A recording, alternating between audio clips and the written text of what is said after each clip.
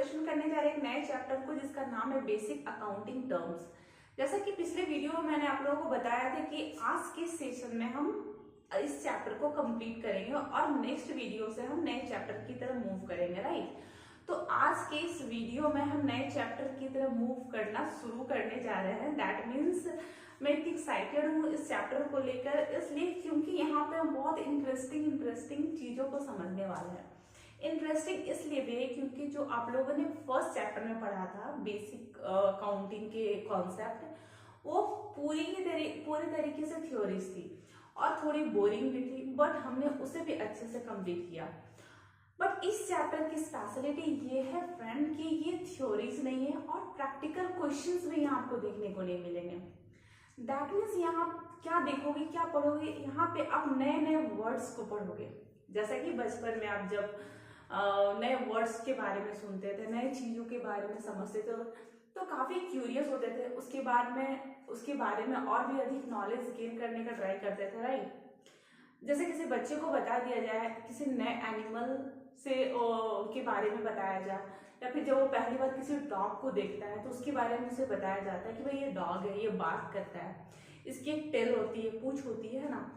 तो बच्चा थोड़ी क्यूरियोसिटी दिखाता है, उसके बारे में जानना चाहता है। तो यहाँ पे आप बेसिकली टर्म्स एंड वर्ड्स को ही समझने वाले हो, जहाँ पे आपकी क्यूरियोसिटी भी सेम लेवल की होगी। कौन से लेवल की? उन बच्चों वाली क्यूरियोसिटी के लेवल की, राइट। तो क्यूरियोसिटी जरूरी है, क्यूरियोसिटी होगी तभी इंटरेस्टिंग तरीके से आप समझोगे, सीखोगे और प्रैक्टिकल क्वेश्चन अच्छे से भी करोगे, राइट। Let's start. बहुत ज्यादा एक्सप्लेन करने की जरूरत नहीं है अपने फीलिंग्स को, है ना। देखो यहाँ पे क्या होता है ना कि अकाउंट में जब आप बनाओगे, जब फाइनल अकाउंट बनाते हो, है ना, तो वहां पे आपको बहुत सारे नए नए वर्ड्स देखने को मिलेंगे। कुछ ऐसे वर्ड्स मिलेंगे जो कि पहले आपने कभी नहीं सुना है। जनरली तो सारे वर्ड्स अनफैमिलियर ही होंगे, स्ट्रेंज ही होंगे।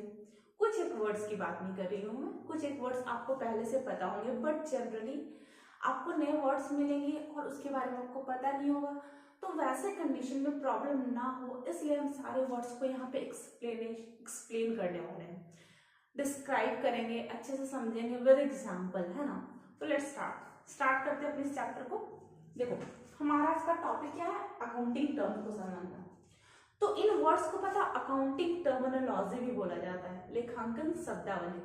डिक्शनरी समझ लो अकाउंट के, है ना। इंग्लिश हिंदी डिक्शनरी होती है या अकाउंट की डिक्शनरी समझ लो। तो बेसिकली हम एक डिक्शनरी को ओपन करने वाले हैं, है ना, सारे वर्ड्स को समझने वाले हैं। देखो पहला जो वर्ड हमारा वो है बिजनेस ट्रांजैक्शन। बिजनेस ट्रांजैक्शन होता है क्या है? व्यापारिक लेन देन। आई होप इसे सब लोग जानते हैं कि भाई बिजनेस ट्रांजैक्शन होते क्या है, क्या लेन देन होता है, बट डेफिनेशन पता होना जरूरी है ना। अगर डेफिनेशन अच्छे से पता होगा ना, तभी जब आप प्रैक्टिकल क्वेश्चन बनाओगे तो उसकी एंट्री सही तरीके से प्रॉपरली कर पाओगे। तो देखो क्या होता है ना, जो बिजनेस ट्रांजेक्शन होते हैं वो ऐसी इकोनॉमिक एक्टिविटी है जो बिजनेस के फाइनेंशियल पोजीशन में चेंजेस लाते हैं। बिजनेस का फाइनेंशियल पोजीशन कौन बताता है हमें?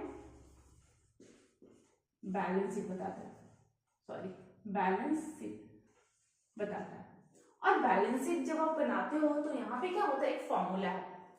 बैलेंस शीट में एक फॉर्मूला आता है जिसे कहते हैं हम कैपिटल इक्वल टू ऐसे नहीं, sorry, assets equal to capital plus liabilities.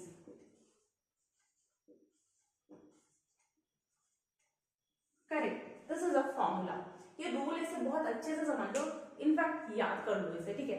क्योंकि मैं याद करना इसलिए मैं बोल रही हूँ क्योंकि एक चैप्टर इसमें जिसमें accounting equation, yes, accounting equation का एक चैप्टर है, वो पूरा चैप्टर इस रूल, इस क्या कह सकते, इस रूल पे ही बेस्ड है। इसी फॉर्मूला पे आपको पूरा चैप्टर सॉल्व करना है। तो वो आगे अभी इसके बारे में नहीं सोचना, बस हमें इस रूल को, इस फॉर्मूला को अच्छे से याद कर लेना। Assets equal to capital plus liabilities. तो ये कहां से डिनोट होता है पता है आपको? ये बैलेंस शीट से ना पता चलता है। And this is a financial position of the business, इसे हम इसके बेसिस पे आप फाइनेंशियल पोजीशन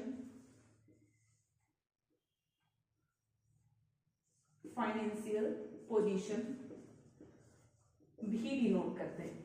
इसके बेसिस पे बिजनेस के फाइनेंशियल स्टेटस को, फाइनेंशियल पोजीशन को हम डिटरमाइन करते हैं, राइट। इस तरीके से समझना है।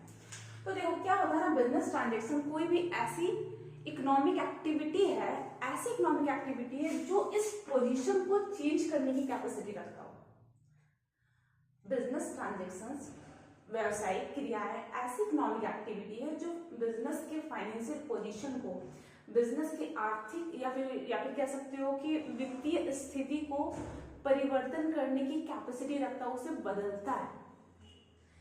दैट मीन्स देखो ये जो फॉर्मूला है, एसेट्स ऑलवेज रिमेंबर ये कैपिटल प्लस लायबिलिटीज के ही इसका इक्वल क्या होगा, कैपिटल प्लस लायबिलिटीज होगा। एसेट्स की जो वैल्यू होगी और कैपिटल और लायबिलिटीज की जो वैल्यू होगी, ऑलवेज रिमेंबर ये इक्वल ही होने वाला है, ठीक है। तो यहाँ पे कुछ चेंजेस, दैट मीन्स एसेट्स में कुछ चेंजेस लिया है, कैपिटल में लिया है, लायबिलिटीज में लिया है, डजंट मैटर, बट वो चेंजेस लाएगा ही लाएगा।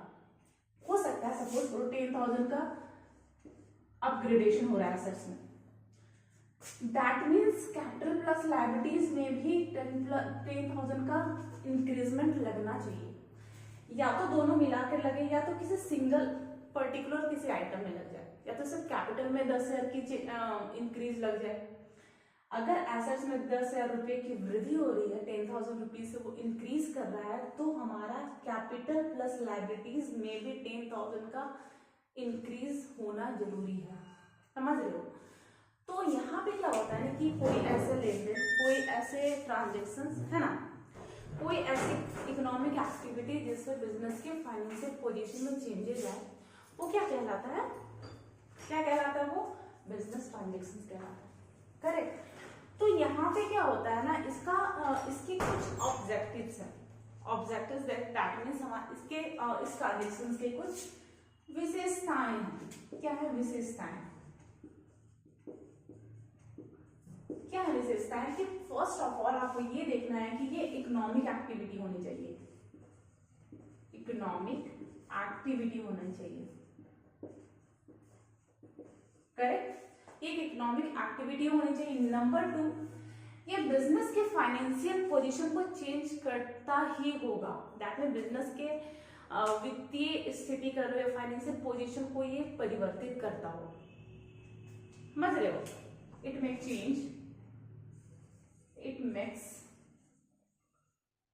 चेंज इन फाइनेंशियल पोजीशन, समझ रहे हो। दो विशेषताएं होगी। The third one is that क्या हो सकता है, internal and external transaction, internal and external transaction. देखो ये इसकी विशेषताएं हैं। अब इंटरनल और एक्सटर्नल ट्रांजेक्शंस भी होते हैं क्या लेन देन आंतरिक और बाह्य भी हो सकते हैं। देखो जब किसी दो बिजनेस के बीच बिजनेस और ये भी आपका बिजनेस है, ठीक है, इन दोनों के बीच कोई ट्रांजेक्शंस हो रहा हो, कोई लेन देन हो रही है, दैट मीन्स क्या, सेलिंग एंड परचेजिंग हो रही हो, तो वो क्या कहलाएगा, वो एक्सटर्नल ट्रांजेक्शंस कहलाएंगे, एक्सटर्नल बिजनेस ट्रांजेक्शंस कहलाएंगे। ऑन द अदर हैंड अगर इंटरनल की बात की जाए तो कोई ऐसा ट्रांजेक्शन, कोई ऐसे लेन देन जो बिजनेस के अंदर ही हो रहा हो, वो हमारा इंटरनल बिजनेस ट्रांजेक्शंस कहलाते हो। तो इंटरनली क्या क्या हो सकता है, दिमाग लगाओ। Depreciation on the furniture, depreciation on the assets, ये बिजनेस के अंदर हो रहा है। सपोज करो बिजनेस में अपने एम्प्लॉइज को सैलरी दी, ये बिजनेस के अंदर हो रहा है। कोई कमीशन रिसीव हो गई, बिजनेस के अंदर हो रहा है, समझ लो। कोई एक्सपेंस हुआ या फिर इंश्योरेंस पेड किए गए, तो ये बिजनेस के अंदर हो रहा है। इन शॉर्ट ऐसे समझ लो आप, अगर सेलिंग एंड परचेजिंग हो रही है तो वो आपकी क्या है, वो आपकी एक्सटर्नल है। और इंटरनल में जितनी भी एक्टिविटीज हो जो बिजनेस के अंदर हो रही हो, बिजनेस किसी पर्टिकुलर बिजनेस के अंदर इंटरनली जो भी हो रहा है वो इंटरनल ट्रांजेक्शन्स कहलाते हैं। तो बेसिक आप लोगों ने क्या समझा, बेसिक आपने क्या समझा बिजनेस ट्रांजेक्शन्स का मतलब कि कोई भी ऐसी इकोनॉमिक एक्टिविटी, तो कोई इकोनॉमिक एक्टिविटी की बात की जा रही है, इकोनॉमिक एक्टिविटी की बात की जा रही है, दैट मीन्स क्या, ये सोशल एक्टिविटी नहीं है। अगर बिजनेस के ऑनर ने अपने फ्रेंड के बर्थडे गिफ्ट के लिए 20,000 रुपीज का रिस्ट वॉच परचेज किया हो और उसने बिजनेस के पैसे को यूज किया, तो is it a economic activity? यहाँ पे भी परचेसिंग एंड सेलिंग हुई है, but it is not a economic activity, it is a social activity. और यहाँ पे मैंने यहाँ क्लियरली लिखा है कि भाई इकोनॉमिक एक्टिविटी को ही आपको कंक्लूड करना है। अगर सामाजिक कार्य के लिए, किसी को गिफ्ट देने के लिए, अपने पर्सनल यूज के लिए कोई एक्टिविटी हो, तो उसे बिजनेस ट्रांजेक्शन तो नहीं माना जाएगा। राइट, यहाँ तक चीजें समझ में आ रही हो? आई होप चीजें समझ में आ रही हो। और बाकी ये कॉन्सेप्ट तो चैप्टर में जैसे जैसे आप आगे बढ़ोगे और भी क्लैरिटी आती चली जाएंगे, है ना।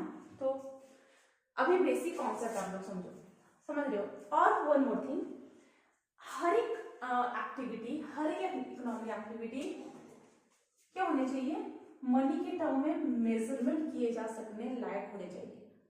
समझ रहे हो, इसे मेजर किया जा सकता है, मेजरमेंट बाय मनी, मनी के टर्म में उसे मेजर किया जा सकता हो। दैट मीन्स क्या, आपने सैलरी दिया, बिजनेस ने अपने एम्प्लॉइज को, बिजनेस में एम्प्लॉइज को सैलरी दिए गए, तो कि उसकी एग्जैक्ट वैल्यू पता की जा सकती है। भाई 10,000 सैलरी दी गई, अगर कोई एक्सपेंस हुए, एक्स्ट्रा एक्सपेंस हुआ, रिपेयरिंग का खर्च हुआ कुछ, तो उसकी एग्जैक्ट अमाउंट बताई जा सकती है। कुछ परचेजिंग हुई हो तो उसकी एग्जैक्ट अमाउंट बताई जा सकती है। But on the other hand अगर बोला जाए कि बिजनेस का एक बहुत ही लॉयल, बहुत ही ऑनेस्ट मैनेजर की रिटायरमेंट हो गई, तो इसके उसका जो कंक्लूजन है वो क्या निकलता है कि अगर कोई ऑनेस्ट और लॉयल एम्प्लॉइज कंपनी या फिर बिजनेस से बाहर जाता हो तो बिजनेस को लॉस होता है, क्योंकि उसने बिजनेस को बहुत अच्छे से मैनेज कर रखा था, बिजनेस की प्रॉफिटेबिलिटी में उसने बहुत अच्छा कंट्रीब्यूशन दिया था अपना। तो यहाँ पे बिजनेस को लॉस तो हो रहा है, बट क्या वो एग्जैक्ट अमाउंट बता सकता है कि एग्जैक्टली उसे कितना लॉस हो रहा है? बता सकता है कि एग्जैक्टली उसे कितना लॉस हो रहा होगा? एग्जैक्टली वो नहीं बता सकता है। समझ रहे हो? तो यहाँ पे मेजरमेंट किया जाना, it is very very important. Clear? तो बिजनेस ट्रांजेक्शन्स के ये डेफिनेशन है और कुछ ऑब्जेक्टिव्स है। क्लियर? तो आप चाहो तो इसके स्क्रीनशॉट ले सकते हो, है ना। चलो अब नेक्स्ट हम मूव करते हैं नेक्स्ट टर्म की तरफ। जो हमारा नेक्स्ट टर्म है इसे मैं रहने देती हूँ, क्योंकि ये जो फॉर्मूला है ना ये बहुत ही इंपॉर्टेंट है। राइट, देखो the second term is that account. Account क्या होता है? जो हिंदी में कहते हैं खाता। आप लोगों ने, जब मैं बता रही थी स्टार्टिंग का, जो हमारा जो फर्स्ट चैप्टर था उसमें मैंने लेजर को मेंशन किया था। लेजर आप लोगों को याद है? हमारा फाइनेंशियल जो हम फाइनल अकाउंट बनाते हैं उसमें हम क्या कैसे स्टार्ट करते हैं? पहले हम जनरल एंट्री करते हैं, फिर हम लेजर बनाते हैं, trial balance, trading account, profit and loss account and balancing. हमारा ये प्रोसेस था ना, उसमें मैंने लेजर को मेंशन किया था। तो जब आप लेजर बनाओगे ना तो वहां पे आपको अकाउंट बनाने पड़ेंगे।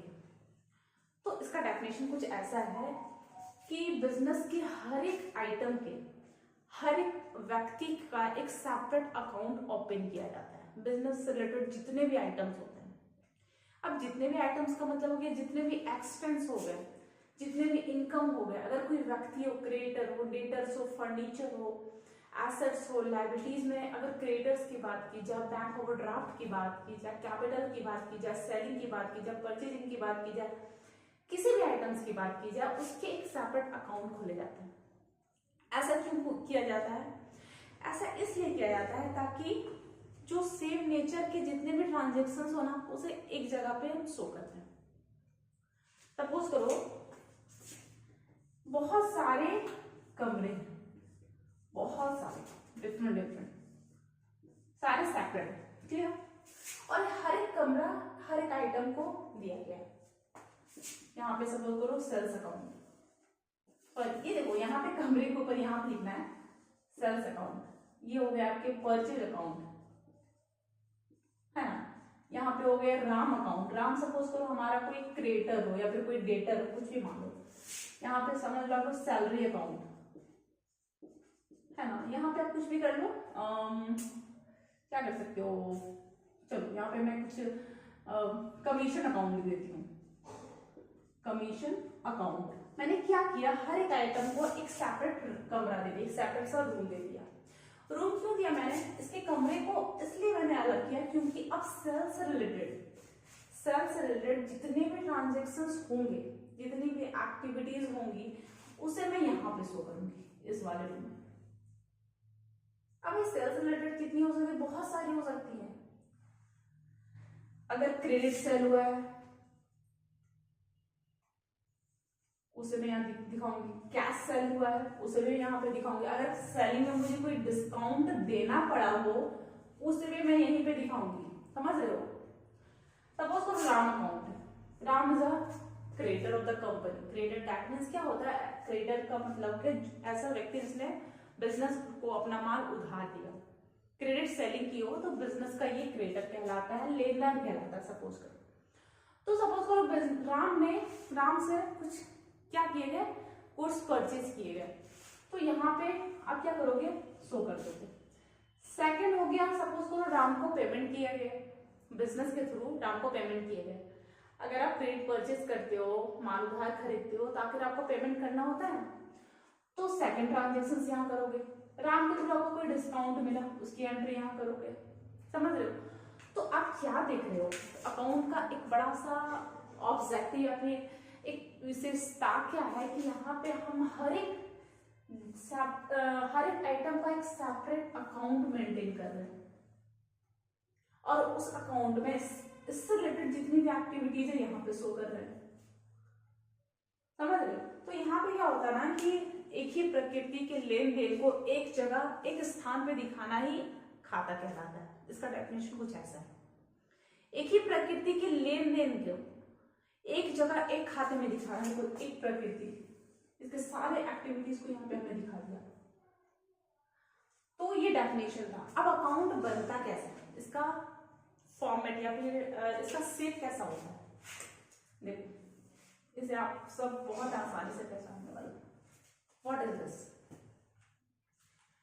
It is a capital T, बड़ी टी है हमारी।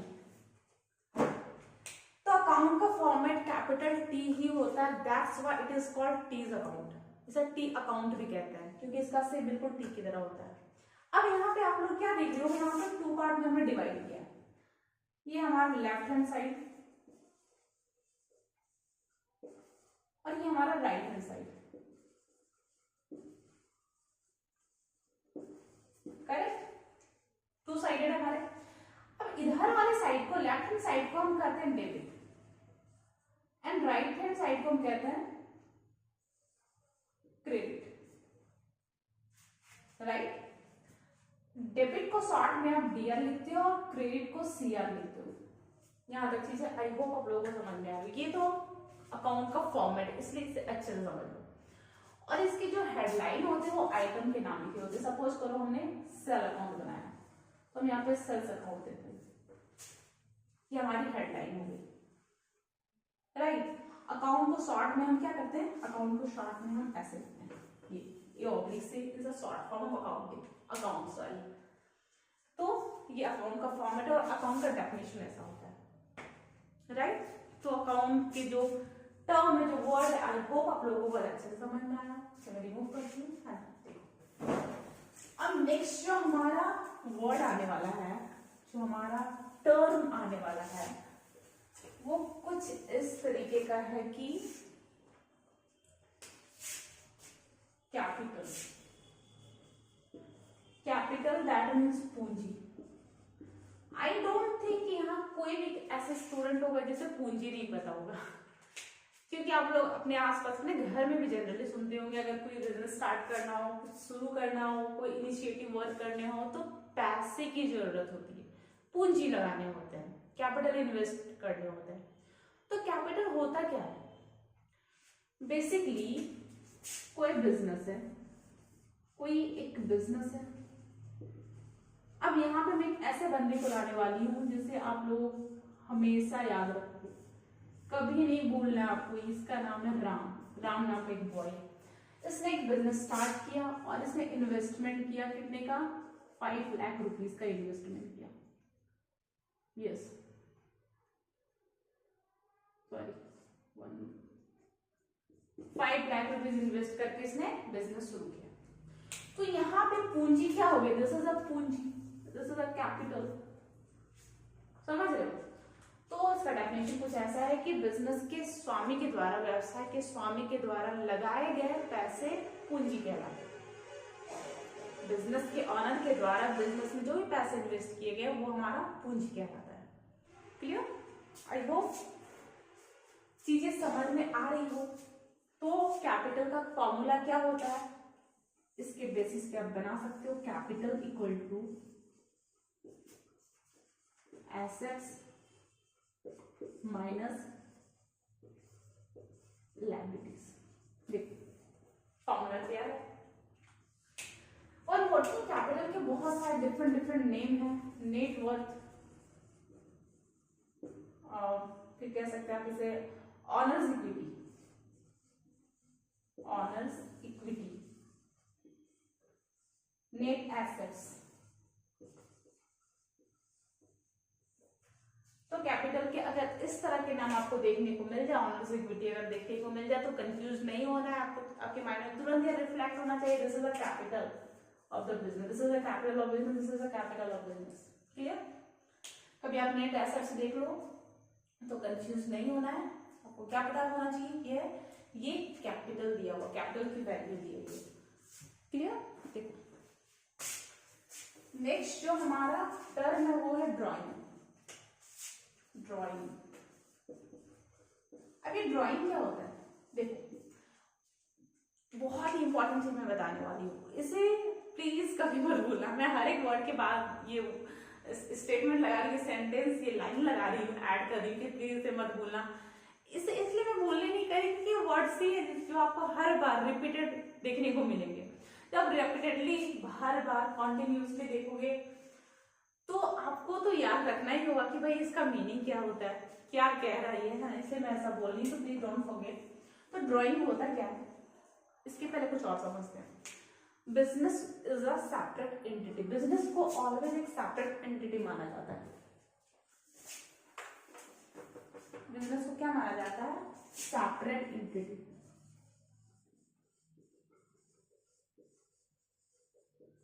ऐसा क्यों माना जाता है, ऐसा क्यों बोला जाता है कि बिजनेस एक पृथक इकाई है, एक अलग सा, बहुत ही अनटचेबल है? क्यों इसके ऑनर से बिजनेस को अनटचेबिलिटी वाली उपाधि दी गई है? ऐसा इसलिए बोला जाता है। सपोज करो मैंने एक बिजनेस सेटअप किया, क्लियर? मैंने बिजनेस सेटअप किया, अब मैं क्या कर रही हूँ, अपने सारे पर्सनल एक्सपेंस को बिजनेस से ही ले रही हूँ। मेरे जितने भी खर्च हो रहे, जितने भी मुझे पैसों की जरूरत होती है, मैं बिजनेस से निकाल लेती हूँ रैंडमली, और उसे मैं कुछ भी कहीं पे भी शो नहीं करती हूँ उस एक्सपेंस को। समझ रहे हो? तो जब मैं फाइनल अकाउंट बनाऊंगी, जब मैं अपना बही, खाता बही जो भी कहते हैं उसे मेंटेन करूंगी, तो साल के एंड में क्या हमें एग्जैक्ट प्रॉफिट, एग्जैक्ट प्रॉफिटेबिलिटी पता चल पाएगा कि बिजनेस के थ्रू, बिजनेस से मैंने एग्जैक्ट कितना अमाउंट का प्रॉफिट किया है, अगर कितने अमाउंट का मैं लॉस हुआ, कुछ भी पता चल पाएगा। क्योंकि हमने क्या की, खिचड़ी बना दी है। खिचड़ी समझते हो? हमने खिचड़ी कर दिया, कुछ भी खर्च हो रहा है, मैं बिजनेस से डायरेक्टली पैसे निकाल ले रही हूँ। That's why we can't find out the actual profit या फिर actual loss of the company, actual loss of the business मैं एग्जैक्ट फाइंड नहीं कर सकती, राइट? तो यहाँ पे दैट्स व्हाई ऐसे प्रॉब्लम्स फेस ना करना पड़े हमें, इसलिए हमने इसे सेपरेट मान लिया, इसे बिल्कुल अलग कर दिया है। इसके ऑनर से भी हमने इसे अलग कर दिया है। भाई इसके ऑनर का इससे कोई रिश्ता नहीं है। That's why that's why capital को पता है आपको एक लायबिलिटीज माना जाता है, कैपिटल को एक लायबिलिटीज माना जाता है। अब आप सोचोगे कि भाई अब जब इसके ऑनर ने 5 लाख रुपए लगाकर अपने ही बिजनेस को शुरू किया तो क्या ये बिजनेस की एक लायबिलिटीज बन गई? एग्जैक्टली बिजनेस के ऑनर के द्वारा जो भी पैसे लगाए गए हैं बिजनेस में शुरू करने के लिए, वो बिजनेस के लिए एक लायबिलिटीज है। इसलिए दैट्स वाई जो कैपिटल हमारा होता है ना, देखो यहाँ पे यस जो हमारा कैपिटल होता है वो एक्सटर्नल लायबिलिटीज कहलाता है। अभी मैं लायबिलिटीज को भी बहुत अच्छे से एक्सप्लेन करने वाली हूँ। हमारा जो नेक्स्ट टर्म है, जो हमारा नेक्स्ट वर्ड है, लायबिलिटीज ही आने वाला है, समझ लो।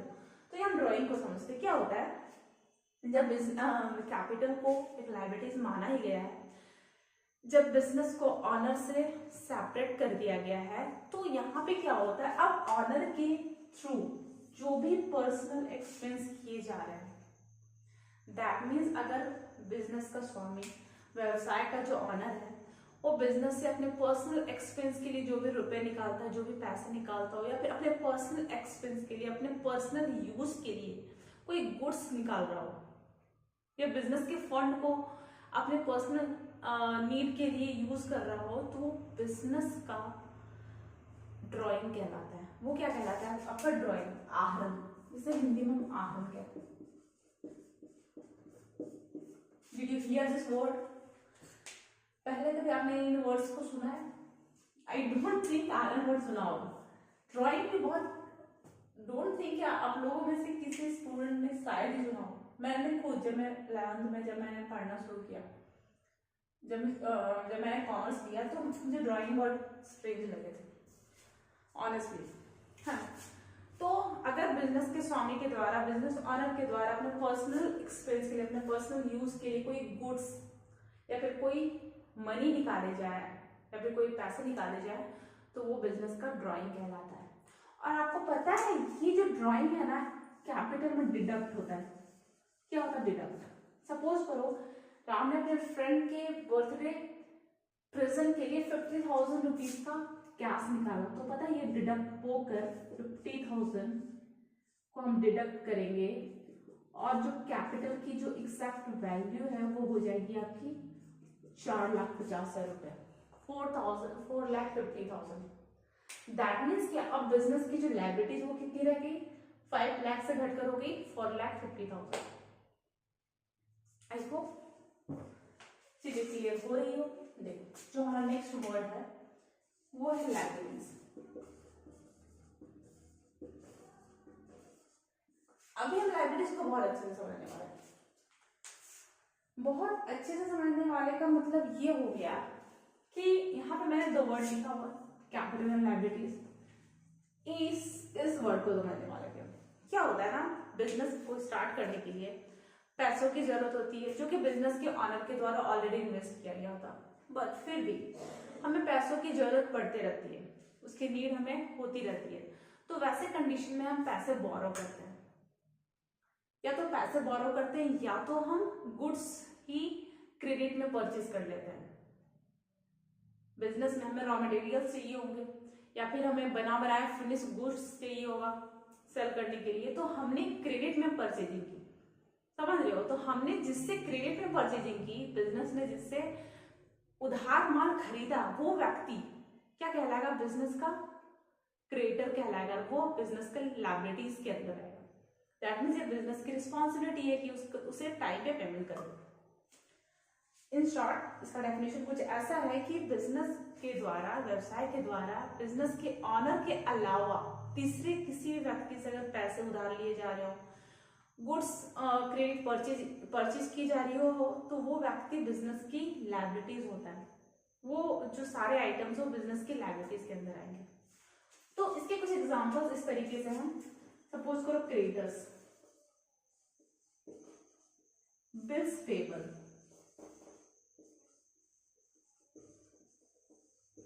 Bank overdraft. ये बैंक ओवरड्राफ्ट क्या होता है? क्या होता है ना कि जब हम बैंक में अपना अकाउंट ओपन करते हैं तो बैंक में जितने पैसे मेरे जमा है उससे अधिक हमने अगर पैसे निकाल लिए हो तो वो एक्सेस अमाउंट, वो जो एक्स्ट्रा मनी हमने निकाला वो हमारा बैंक ओवरड्राफ्ट हो। और ये बैंक ओवरड्राफ्ट क्या कहलाता है? बिजनेस की लायबिलिटीज के अंदर आता है। राइट, आई होप चीजें क्लियर हो रही हो। आउटस्टैंडिंग एक्सपेंसेस, आउटस्टैंडिंग एक्सपेंसेस या फिर कह सकते हो अनपेड एक्सपेंस। बिजनेस में अपने एम्प्लॉयज को पूरी सैलरी दी ही नहीं, इस साल की पूरी सैलरी नहीं दी, एक मंथ की सैलरी उसने बकाया रखा, तो वो जो बकाया सैलरी है वो बिजनेस का लायबिलिटीज कहलाएगा। आई होप चीजें समझ में आ रही हो। यहाँ पे एक बहुत इंपॉर्टेंट चीज मैं क्लियर करना चाहूंगी फ्रेंड। देखो अभी मैंने आप लोगों को बोला था ना, दो लायबिलिटीज होती है, इन external and internal. Internal liabilities में ऐसे लायबिलिटीज आती है जो कि बिजनेस के स्वामी के द्वारा पैसे लगाए गए हैं। दैट मींस इसके अंदर आ जाएगा कैपिटल, रिजर्व प्रॉफिट, संचित आय इसे कहते हैं। और एक्सटर्नल लायबिलिटीज में ये सारी चीजें आ जाएंगी आपकी। This is a external liability. देखो लायबिलिटीज को दो और भी पार्ट में डिवाइड किया जाता है। इसके दो पार्ट और होते हैं, एक होते हैं आपके long term liabilities, long term liabilities, और दूसरे होते हैं शॉर्ट टर्म लायबिलिटीज।